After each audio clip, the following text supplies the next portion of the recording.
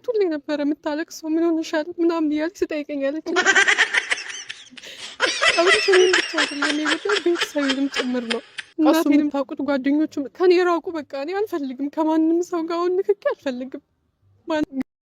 ሀይ ወዶቼ እንዴት ናችሁ? ሰላም ናችሁ? ባላችሁበት ሰላማችሁ ብዝት ይበል። ላይክ ሼር አድርጉ፣ አበረታቱኝ።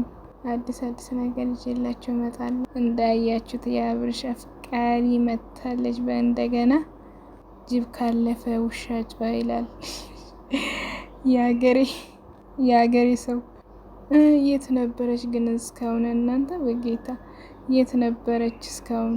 እና ስታለቅስ በጣም ታዛዝናለች። ግን ደግሞ አብርሽ የሩታ ብቻ ነው። አሁን የልጅ አባት ሆኗል። አሁን ሚዲያ ላይ መታ እነሱን መረበሽ የለባትም። ምን ትላላችሁ እናንተ? ሀሳብ አስተያየት ስጡ እስቲ። እና እኔ በጣም ስለገረመኝ ነው ይዤላችሁ የመጣሁት። አንድ ሰው የራሱን ህይወት ከኖረ የድሮ ፍቅረኛም ሆነ እንደገና መጥቶ መረበሽ የለበትም ነው የምለው እኔ። ማለቴ በቃ አብሮ በፊት ኖሮ ከሆነም ከተለያዩ ሌላ ህይወት ከጀመረ በቃ ያን ህይወት አስባ ማልቀስ የለባትም እና ጠንካራ ሆና በራሷ መቆም አለባት። እኔ ግን ድራማ ነው የሚመስለኝ።